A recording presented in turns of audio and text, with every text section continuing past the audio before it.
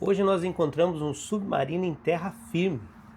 E o mais curioso é que é um submarino que nunca entrou em combate. Mas não se engane, o SS Albacore teve um papel fundamental na criação dos submarinos modernos. Hoje nós vamos entrar nele para conhecer essa história por dentro. Vamos lá? Conhecendo lugares com você. E aí então vamos fazer um tour neste submarino, aonde nesse primeiro setor nós já conseguimos aí verificar um dormitório, que ele é composto por triliche e do lado direito ali com um biliche. E o que impressiona é a altura entre as camas. Podemos aí dizer que seria uma altura de uns 60, 70 centímetros entre elas, o que é bem apertado. Saindo desse primeiro nível, ou desse primeiro setor, passando pela primeira escotilha aí, ó, nós encontramos, olhando de frente aí do lado direito, o setor dos oficiais. Aí nós temos então a mesa onde os oficiais faziam suas refeições e também faziam algumas reuniões. Lembrando que nesse submarino tinha aproximadamente 55 tripulantes, sendo deles 5 oficiais e 50 marinheiros. Nós estamos aí observando um dormitório de oficiais, onde ali tem uma pia para lavar o rosto no que acordar, e a altura das camas não é diferente dos marinheiros. Inclusive eu tento deitar ali, mas não consegui, ou seja, é extremamente baixa e bem complicada. E assim era a vida dentro desse submarino. Que inclusive no final do vídeo eu vou contar a principal evolução ou revolução que tanto marcou esse submarino em relação aos demais. Aí nós temos o office, né? Aonde tínhamos ali uma máquina de datilografia, que os oficiais faziam aí seus relatórios diários.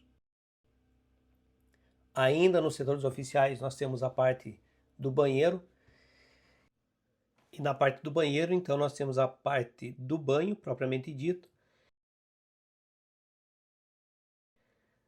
Feito isso, estamos passando aí para a próxima escotilha, ou seja, no próximo setor, aonde entramos em um local que é muito importante dentro de qualquer submarino, que é justamente aí a parte do sonar, né?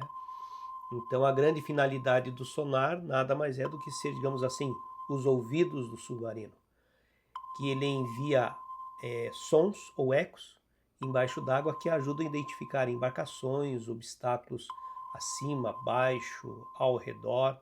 Então é uma parte fundamental dentro de qualquer submarino. Todo esse setor é justamente a parte correspondente ao sonar.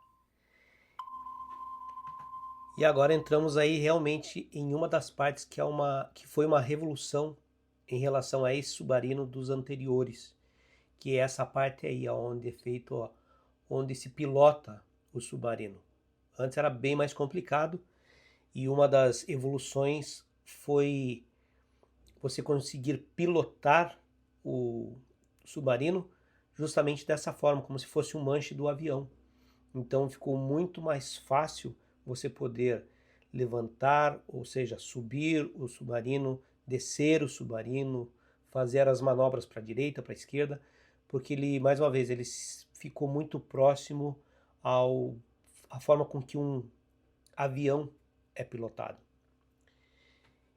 E aí então eu não podia perder a oportunidade de olhar pela primeira vez em um periscópio, né, que nada mais é do que o item que consegue fazer com que você observe a superfície sem que o submarino possa emergir completamente.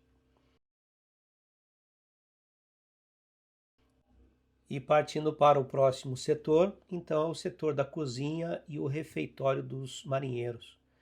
Então a cozinha é a mesma, ou era a mesma para todo mundo, a refeição era a mesma para todo mundo. O que diferenciava então seria somente que aqui quem estaria fazendo as refeições eram os marinheiros. E um dos grandes problemas encontrados aqui é que existiam apenas 18 lugares para você poder fazer sua refeição sentado. Então, automaticamente, tinha que fazer um revezamento, lembrando que aí tinham 50 marinheiros. E partindo então para o último setor, nós temos justamente aí a parte do motor. Lembrando que esse submarino, ele trabalhava com motor com duas combustão, vamos assim dizer. A primeira seria em relação ao óleo, então toda vez que o submarino estava em cima na água, os motores a óleo eram ligados, e quando baixava ou submergia, então quem entrava em processo era o motor elétrico. E uma coisa que, estando dentro desse submarino, fica até difícil de você pensar e imaginar, era ter 50 pessoas dentro deste local que é bem pequeno, pessoal. Então, mais uma vez, estando embaixo d'água, né, com todo esse monte de equipamentos, um monte de coisas para se fazer, e você ter essa quantidade enorme de pessoas. Então isso chama muito atenção. Realmente, para quem é claustrofóbico, é bem complexo, mas isso é um submarino. E já que nós estamos chegando aí na parte final desse vídeo, o que eu vou pedir para vocês é, se você puder, se inscreva no canal se você não é inscrito, deixe o seu like, isso é importantíssimo para quem cria conteúdo. E se puder, compartilhe esse vídeo, que é muito interessante também. O YouTube hoje está dando muito mais relevância ao comentário e ao compartilhamento. Então vamos continuar aí.